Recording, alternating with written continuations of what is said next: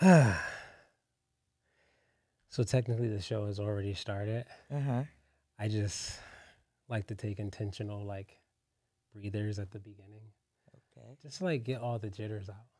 Okay. Because no matter how many times I've done this, I still get nervous. Uh-huh. Can you believe that?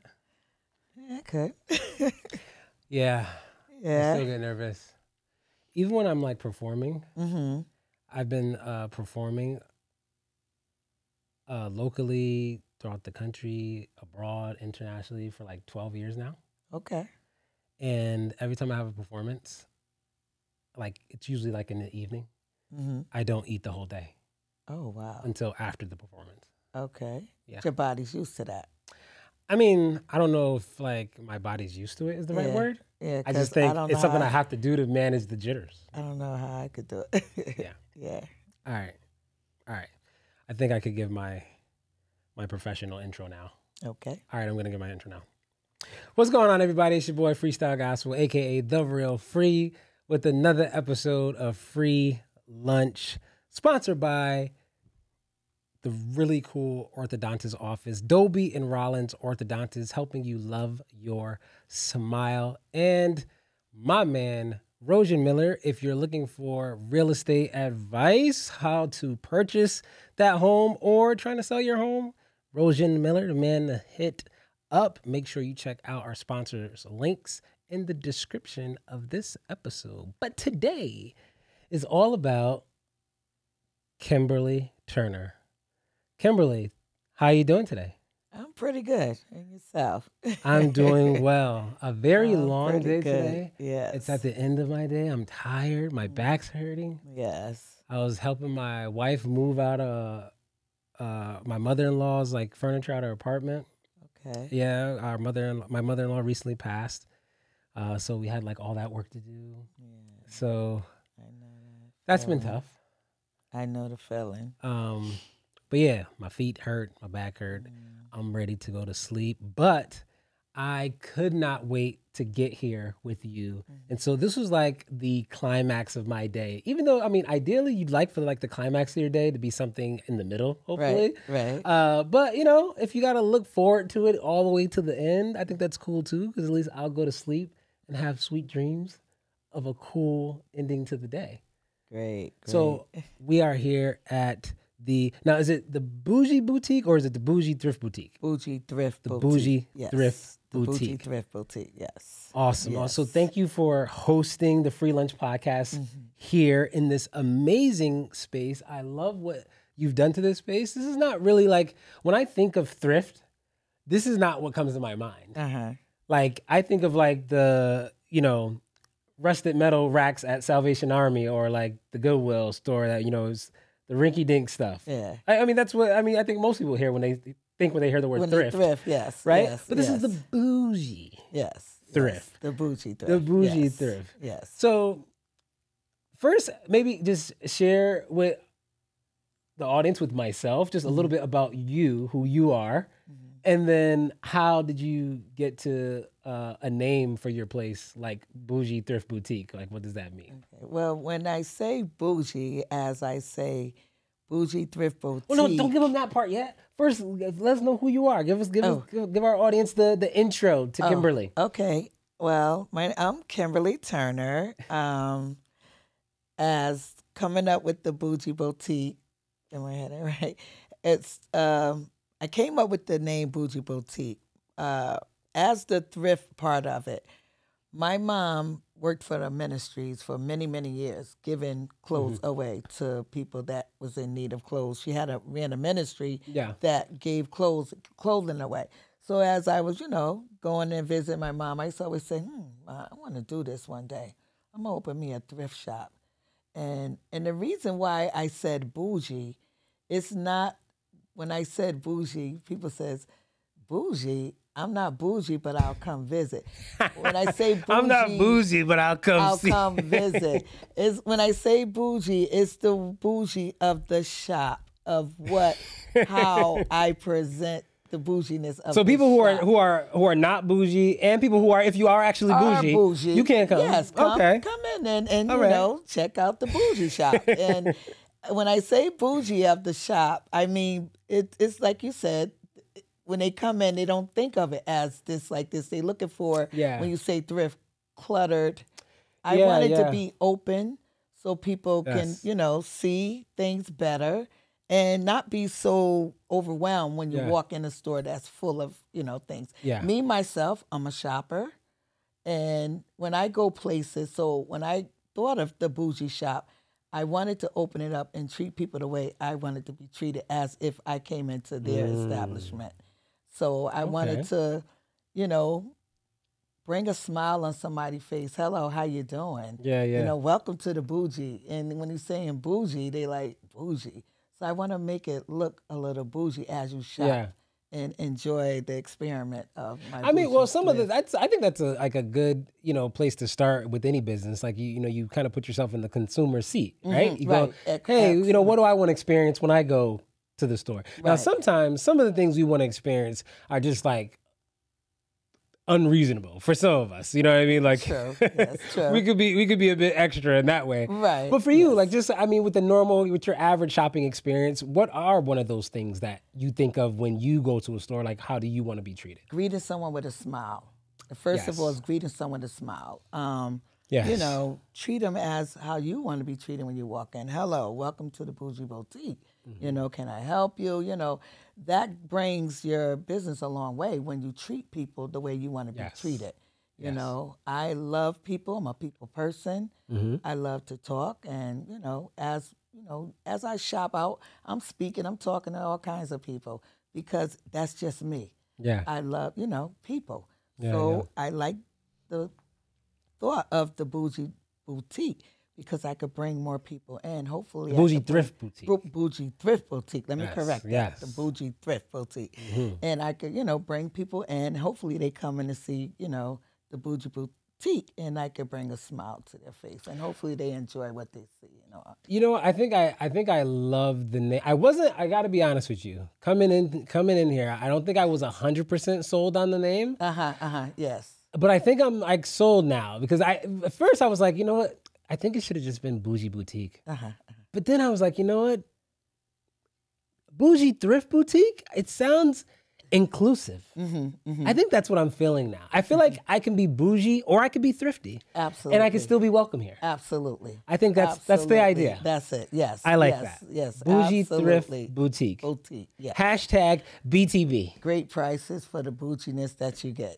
Great prices for the bouginess of Great prices of the thrift for the bougie. Yes. I love it. Great and just some of the things that I'm seeing, because like some of our audience on, if you guys are listening to this episode, you can only watch full videos of our episodes on Spotify. So everywhere else, like Google Podcasts, iHeartRadio, Apple Podcasts, everywhere else people listen to the podcast, they don't get to see the video. Of what's happening. So for those of you who are listening, I'm going to do you a favor, right? I'm going to get really descriptive for you so you can kind of use your imagination, like Tabitha Brown. She has this show, this cartoon me and my daughter watch all day. And they have this part of the song and they're like, imagination, imagination. All right.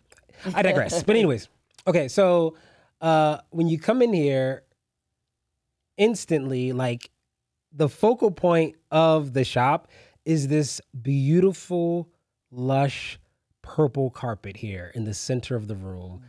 Nice, polished hardwood floor underneath. And then just on top of the carpet, you have these beautiful, like, suede, what is this, like mustard? Velvet. Mustard color or mustard velvet. Yellowish, like velvet. Yes. Chairs. Pop it out. It's amazing. I love it. So then, you kind of circle around the place, your eyes wander around the room, and you have these like gold racks, like still industrial kind of vibe racks going on. I love that. I love the gold pop. And you see things like the items around, like that's one thing to have a name, right? Yes. Bougie Thrift Boutique. Right? It's another thing to like want to have this idea of thrifty pricing and bougie still like the, a high end and really nice swag to the products and not actually have it. Like you could just throw bougie name on top of anything. Right. Right. But a lot of the items that I look around, they really do look bougie. Like they look like some really awesome items. I mean, we got like, there's like some crushed velvet red like jumpsuit over here in one spot. I see some pearls over here, a Gucci bag, we got some like gold dresses around it. Like there's some pretty cool things around this. Now, I am definitely not the shopping type in my home. You know, I've been like team Amazon like lately. I think it's just because I hate just the like busyness of shopping areas in person. Yes. And because the places that I tend to like to shop, because I am a thrifty shopper, are the places that are like really congested. They have a lot of people because the prices are good, right? So that's the part about shopping that I hate. So I'm like, I'll just go on Amazon and find something. But what I think what's cool about most boutiques, right? I think this is a thing that is probably common with any boutique, is that they're usually not crowded spaces, right? And you can kind of feel like you have that as a consumer. As the customer, you can feel like there's a bit more degree of like attention being paid to you. Yes. Yes. And I imagine, I hope, you know, that's something that you're able to capitalize on the owner here, is really like just give people, you know, that moment in time to feel seen. Yes. Past the monetary exchange that's happening. Wind it down a little before. Yeah. Yes. Like, so, I mean, what are, like, is that something that you kind of, like, thought out when kind of envisioning this whole model? Yes. Yes, I did. I, you know, like I said, there's times I walk in stores and I'm like, I'm so tired. I want to get something out of there, but I'm so tired. I just need to sit a minute, gather my thoughts, and, you know, before I get out there and go do my shopping. And sometimes I just need a cold drink, a drink or something, just to. Girl, you should have brought your cold drink inside the store then. You know, but you know. Where your tumbler at? So as you know, here you come in, and sometimes, you know, maybe you might want a hot cup of coffee or something before you get going and get yourself, gather your thoughts in order to get shopping. And that's what I do when I go out, you know. I look for that. But so in my establishment here, I will, you know, have things, something like that for you, that if you need a cold drink or a cup of coffee or something, just to wind yourself down before you even, while you're looking around. So you know that that's something that you want for yourself when you're out shopping, right? Right. But if you haven't received that before, a lot of times business owners can have like a desire for something they wish to roll out and extend to their customer. Because they haven't experienced it, they don't know how to roll it out. Right. So what was your kind of experience base in how you plan to roll it out? Like, is it one, something you've experienced before, so I know how to take a chapter out of that book? Or is it something that you've not experienced before, but because of maybe a part of your upbringing or experience of in other maybe parts of business in your family, maybe that's how you know how to roll it out as a business owner? It's something that I want to start to roll out, to put out there. But like, where do you get the knowledge to like know how to do that? Do you just kind of like draw it from just literally just thinking about what you want? A lot of this in me comes from my mom. A lot of this in me. She's a business owner? No, but my mom was a woman of God, and she instilled a lot in me about a lot of things. So the person I am is from my mom. You know, how my heart, I have the heart, like you said, I wear my heart on my sleeve sometimes, but it's just that I'm a person that cares a lot, you know, for things. And I want to see people, how would I say it? I want to see people be treated for who they are. And how, you know, they should be treated with respect and just a little, probably, you know, just showing that someone do care to listen for a conversation or something before you even get going with your, you know, with your time in my shop before you shop around or whatever. You know, people walk in, they have things to talk about, and people don't have time to listen. See, you come in the bougie shop, I'm going to have the ears to listen. If you want to, you know, come in and. So what is what's the like sort of like anticipated hours that like the boutique will be open, like, you know, for business? Well, my hours would be like from Tuesday to Saturday. It'd be from 10 to 6. Okay. During the week, yes. And like on weekends, you know, I'll be closed Sunday and Monday, and I'll be open Tuesday through Saturday. How does Those are the your hours? How does your is this the first time you've actually opened like a clothing store or a storefront at all? Yes. This is my first time with all this. Yes. Mm-hmm. But is this your first time being an entrepreneur though? No. Like, have you had other business? Well, I do a home service business. Okay. And this is the second little business, but that's totally different from this storefront business. Yes. So I mean, like, how do you make like, because you're still going to be doing the home service business, right? Yes. How do you make time to like mentally to like make room for this? I mean, this is like a big take on, like, it seems like it could be, you're saying this is business number 2, but this looks like it has the potential to be business number 1. Right. Like, you know, really expand and grow. Like, so how do you just mentally make room for like a whole nother endeavor? Yeah, it's just, something I always wanted to do. I went on it with my faith, and I'm here, and I'm going to make it work. And do you have like family or friends? I have family and friends that will help me out with No. I was going to ask, do you have like family and friends who, like, along your entrepreneur journey, like whether with the home service or even with this like new venture, do you have like friends who like look at you and see what you're about to do, like after you maybe talk to them and tell them your idea, and they're like, Kim, I don't know if you're gonna be... Oh yes. Yeah? Yeah, like how? With the bougie? Yeah, Thrift how you gonna boutique? do that? How you gonna do this and do How do you respond to that when people are like, I don't know. They don't want to sound directly negative, right? But you know how the language sound, like you can hear the unsurety in their voice, and it doesn't sound like they're convinced or believe that you're capable of taking on this. Like, how do you respond?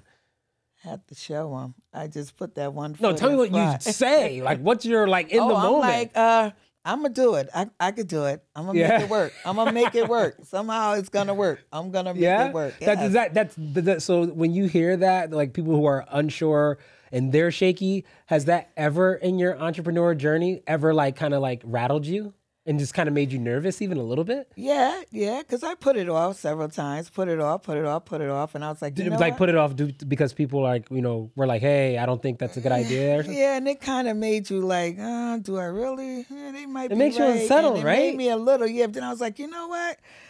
No, I want to do this. And I got to make this work. So I'm going to give it a shot. Yeah. Go for it and try to just maneuver, you know, with home. But you know what? I've heard some people say, like, I think I've heard a number of entrepreneurs that I know.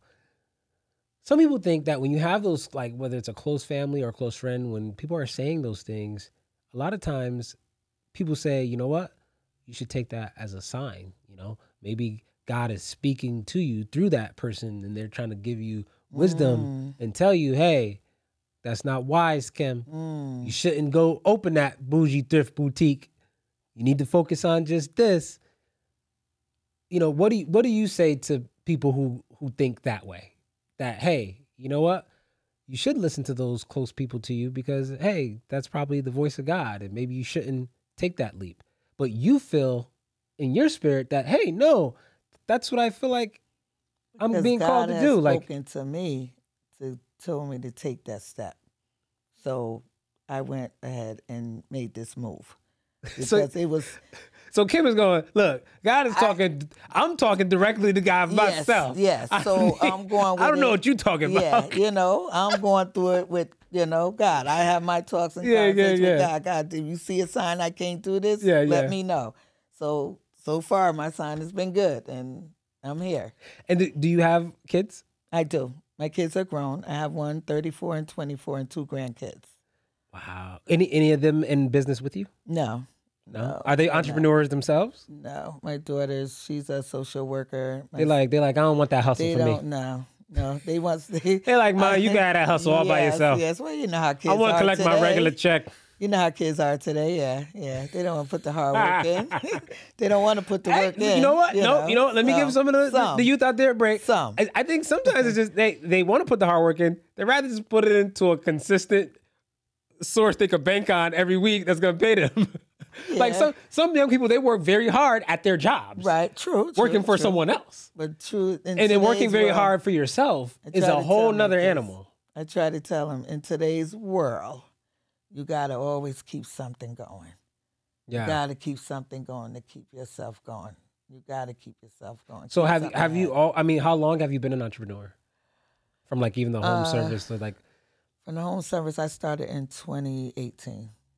So before that, you weren't an entrepreneur, like didn't have any other. No, I worked So in the medical field for over 40 years. Yes. So maybe that's the route. Your kids are right, you know. Yeah. So you what we were calling the entrepreneur circle. You're a late bloomer. You're late to the party. Absolutely. You know what I mean? Yes. Okay, you just got here in 2018. Man. Right. Yes. Yeah. I'm all new to it. You know, we've been shaking our head at you for a couple decades, going, "Hey, when you gonna come?"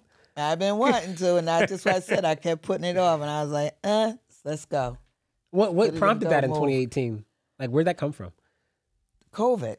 When everybody got sick with the COVID, it was like... This is before COVID, 2018? Well, 2018, yeah, but this is when, honestly, COVID started, 2018. But okay. Yeah, because that 2019, right there at the beginning is when everything hit it. So that's what made you go, you know what? I think I want to work closer to people who are sickly. Right. Well, that seems crazy work to me. More for myself because I can, I work for myself. Yeah. So I'm working with people, building relationships with people. But why not just keep getting that like guaranteed income working for somebody else? Well, it's guaranteed income working for myself too. How? It's so many like unknown variables when you work for yourself. That's true, but if you could do it for somebody else, you can do it for you too. You got to. It's not easy. To do it by yourself, but hey, sometimes, like I say, you got to put that foot in front and. I think you just have some like gigantic faith going on over here. Your entire rhetoric just sounds big in my different faith. than me. I'm really big than like in my what faith. I've heard other people sound like. She's like, if you could do it for somebody else, young buck, you could do it for you. It could be guaranteed for you. Absolutely. Why, if I can do exactly what I'm doing for them, for me? I love that. That's some next level faith right there. Yes. Because usually, like, I think that's the kind of like thing we end up just accepting in the culture of entrepreneurship is we just go, hey, we accept this idea that entrepreneurship means unknown.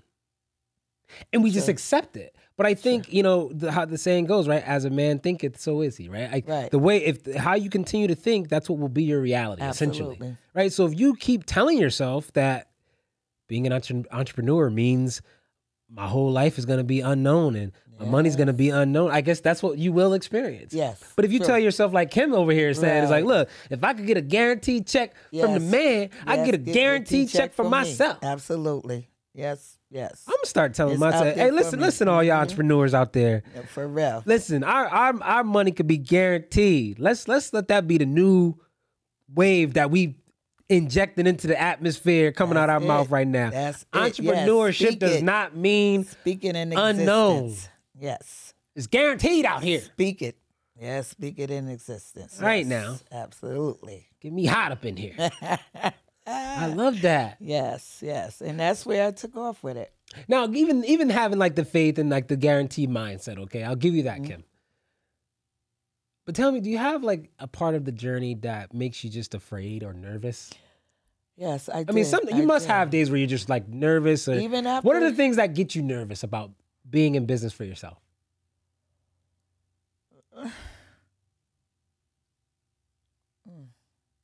Good question. I tell you what is for me. I'll go first. I like taking the hard questions on first. For me, every time I go into the studio, here's how my morning starts. Because we have the 1-year-old now at home, for those who've been following the show, I get up in the morning with the wife and kids about 6 to get the older kids off to school on the school bus. The baby, she's usually beating them at like 5 a.m. I usually go run and throw a bottle in her mouth, tell her hush up for another half hour, just so I could get some more snooze. And then I'm up. Wife is up. She's handling the older kids. I'm up. I may be trying to get the baby bag ready because I'm getting ready to take her to the studio every day, right? So I'm packing up the baby bottle. I got the diapers checked, powder, all that. I keep like a big storage closet in the studio. So that has most of like everything else she needs, like food, kitchenware, her spoons, all that stuff. We got this big portable playpen in the studio. Okay. There's 3 big screen TVs in the studio, so she's got whatever TV she could watch her cartoons while I'm working on the other TV. But when I get into the studio, maybe anywhere between 8 and 9 a.m. Depending on how I'm dragging my feet. Yes. How late I stayed up the night before. And what really makes me nervous? I won't say afraid. And maybe nervous isn't always the right operative word, but it's a heightened sense of things. I can't explain it, but what keeps me hyper alert, maybe that's the word. Sometimes nervous fits right. Sometimes anxious is the right word. Yes, but I'll say anxiety, hypersensitivity, maybe, right? I get that feeling because in my mind, maybe it's the fact of having in studio right there next to me. One of the biggest whys of why I'm driven so hard and why I'm pursuing the success for the business is because one of the whys are literally in arm reach, staring at me all day.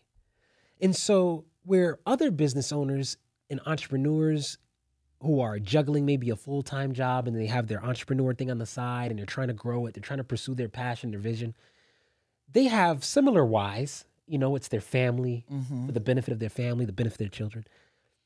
But for most people, that why is out of sight. Not necessarily out of their mind, but it's out of sight.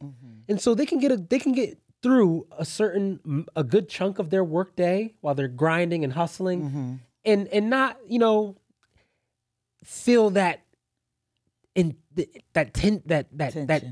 intensity of it's almost like the why is breathing faintly on the hairs on the back of my neck every moment, and it's constantly like nudging me, not harshly, yes, but just ever so gently to keep going. And the anxiousness that I feel, the nervousness that I sometimes feel, is that what if I let her down? What if I let the why down? So for you guys listening, for whatever your why is, right? Sometimes the why is not a person. Sometimes the why is just a mission. And you could have the same feeling maybe. What if I let the why down? I think, it reminds me kind of like the parable of the talents in the Bible, right? You have the one, one, they take it and they double, the talent of what they were given, and another person does this with it, and the other person, they take it and they bury it, right? It was out of that nervousness and fear of, what if I ruin it? What if I mess it up? So let me bury it and leave it as, and it never goes anywhere. It doesn't do anything because we don't dare to traverse the anxious, sometimes unsettling path of entrepreneurship, of the vision that isn't maybe always so clear. And so I think ultimately I've become grateful for the why being there so close to me.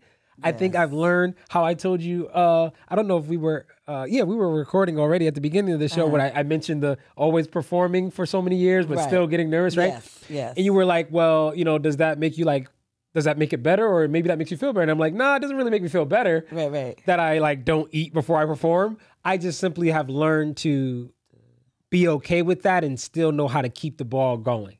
Like, this is what allows me to be successful. This is what allows me to get the job done.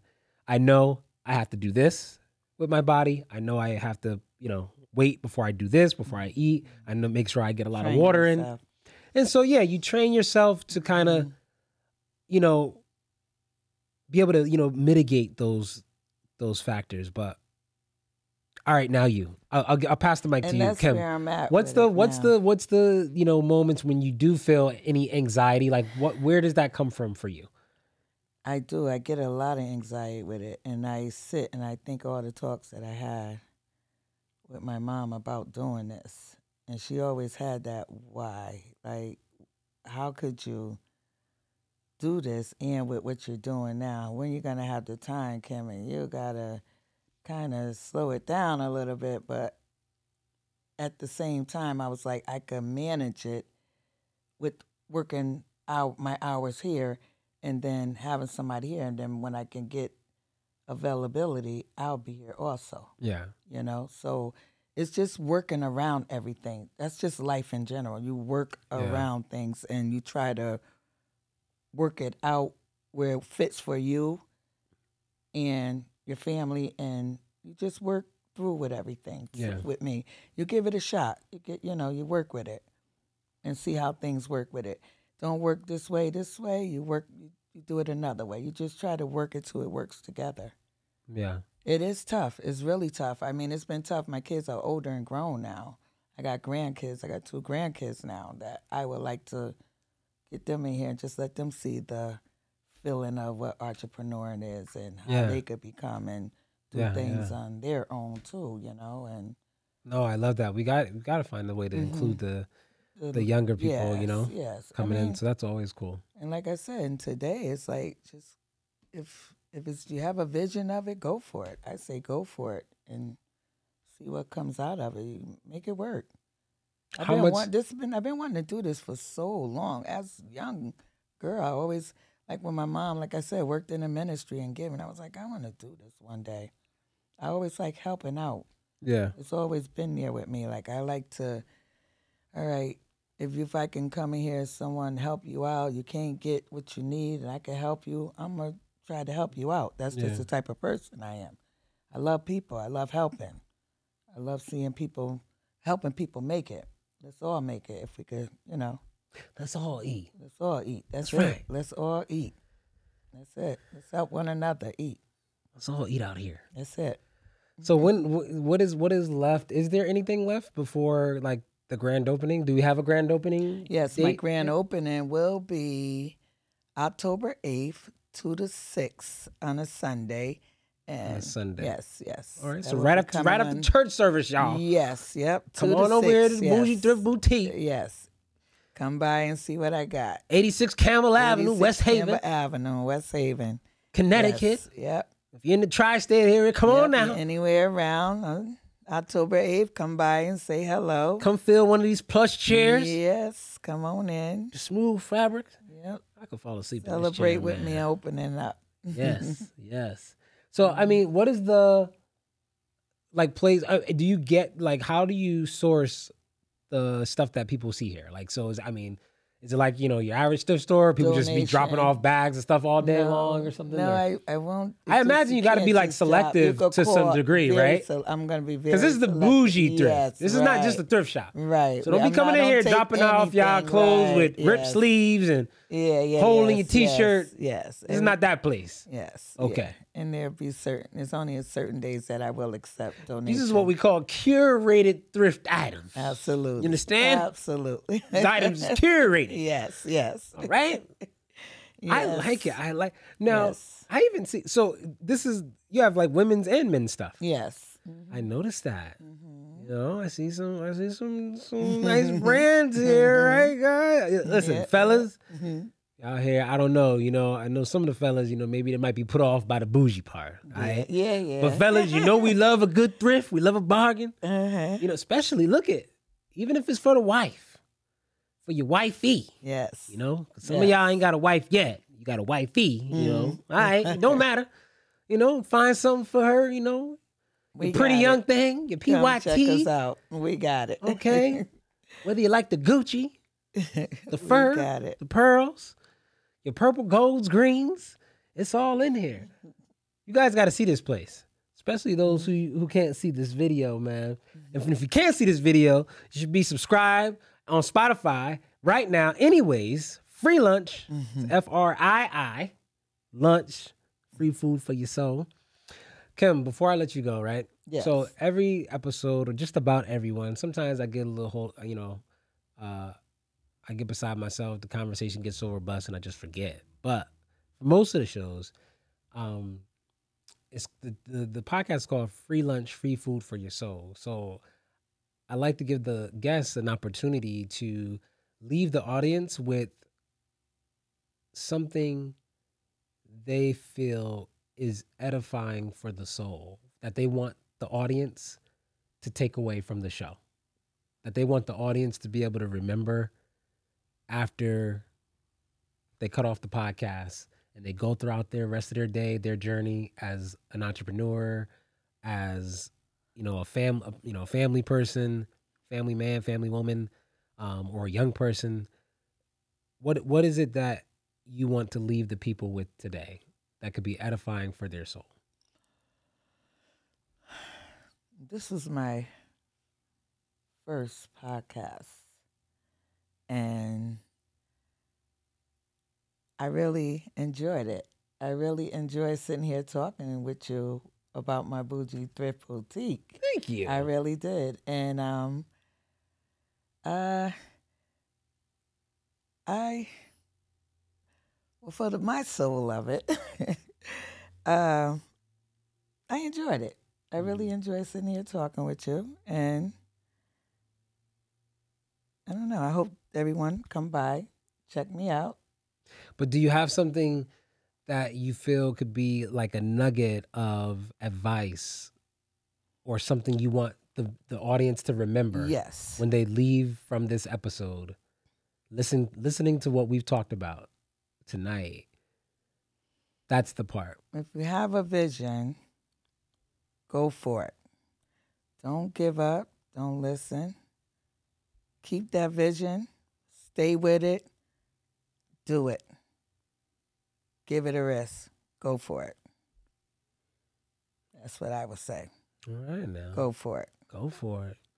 I heard what she said. I usually try to follow up with one myself, but I'm gonna let that one marinate for y'all. You have a vision, go for it. Mm-hmm. Yes, go for it. You heard me?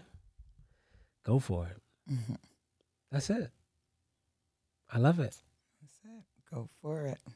We gonna drop the mic on him like that? Yeah. That's how we gonna leave it? Go for it. Well, thank you so much, Kimberly, for having me. Thank you, Chris. Thank you for allowing me to rub my nice socks on this plush carpet. I don't know if you guys are able to see my socks in the video. I made sure I only had a little bit of the floor showing, but these are my Mario Brothers socks. Thank goodness I didn't wear the ones that I have holes in them. Then I would have been embarrassed on the carpet. No, but no, these are my comfy socks. But until next time, again, thank you so much, and that is free lunch, free food for your soul, y'all. Peace.